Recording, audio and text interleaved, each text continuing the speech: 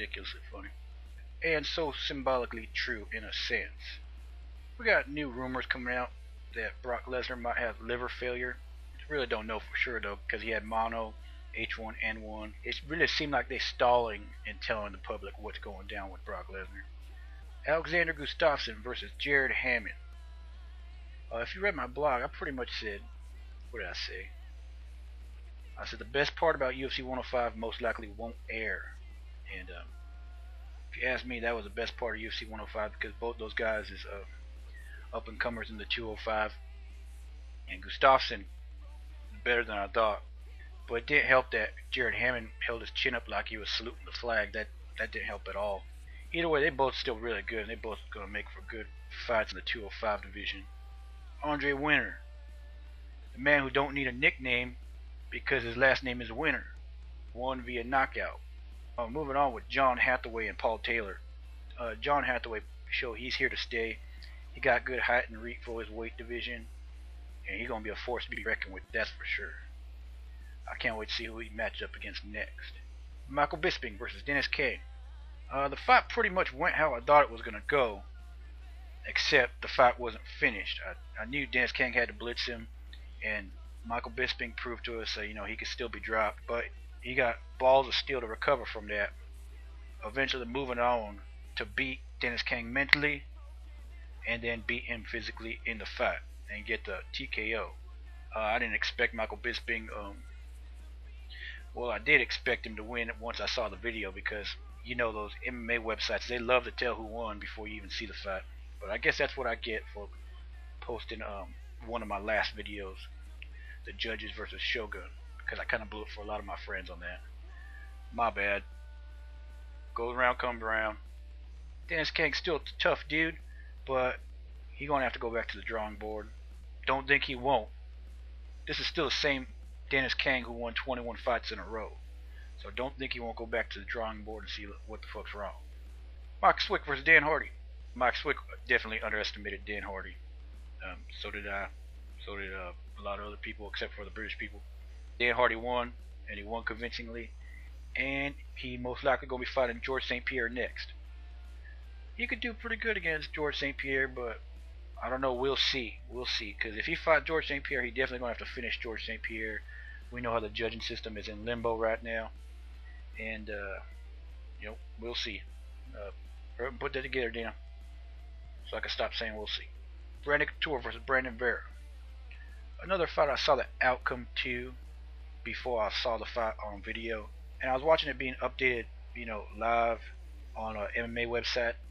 And I gotta say, having watching it being topped out live on a website and then watching the video is two different stories. You got one person's opinion on the fight, and you're like, oh dang, Randy's getting his ass kicked. Oh dang, Brandon Vera's okay, he's doing alright. Oh shit, Brandon Vera won the fight. I gotta go watch this video. And then I watched the video, and keeping the UFC judging criteria in mind after having read what had happened, you can make the argument Brandon Couture won that fight 30-27. By my judging criteria, it could have gone either way. More towards Randy Couture though, because he landed a lot more punches than people give him credit for. But having the UFC judging criteria in mind, there's something called Octagon Control. Octagon Control. And I believe that Octagon Control was put into place by a champion the UFC once had by the name of Tito Ortiz. Someone they wanted to keep winning and kept winning with his Octagon Control. Because he won a lot of fights via decision that I don't think he should have won. Case in point, Tito Ortiz versus Vitor Belfort. That judging criteria is more favorable towards wrestlers. That's why the Gracies and the Jiu-Jitsu guys really want to stay out of the UFC. Because if they on their back, they automatically look like they losing. And anyone who knows fighting knows you could be on your back and be winning a fight and land strikes and work submissions. But with these UFC judges, they just don't want to budge on that. If you on top, you winning. If you got a guy against the fence, you win. If you land a low kick, you automatically win the fight.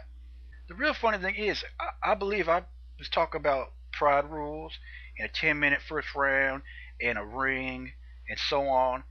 And I got so many people saying, Tom, why are you such a pride nut hugger? Todd, Pride's done with. Well, now we got people who want Pride rules. Because in Pride, you can't hold someone against the ropes. I'm not saying they're going to bring the ring in. Of course, they're going to keep the cage. But at least break it up more often.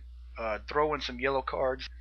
Randy wouldn't hold Vera against a fence too long if he got a yellow card with his name on it that is 10% of what he's making that night. And you got people saying, man, why don't they judge the fight as a whole instead of rounds? No shit. That's what I've been saying. That's what Pride had into place, and they only had like 2 or 3 controversial decisions in like what, 5 or 6 years? Come on. Everybody knows it. Now everybody's getting hip to it. Now they probably won't change it till GSP. Oh, Brock Lesnar gets gypped for a decision. Because it's going to take someone on that level with that many nut waxers to have something done. Someone got to do something about it. Even with that being said, I got to give the fight to Randy. Brandon Vera never really was a strong dude, so anyone that got some wrestling skills looks like they probably could control him if they wanted to and use the same game plan Randy used. It might get booed, but use that same game plan, you could beat Brandon Vera 4 to 5 times if you're a professional mixed martial artist. Brandon Vera got to go back to the drawing board just like Dennis King, and that will most likely happen. And he not done with. He'll come back, and he gonna win a couple fights. I'm out.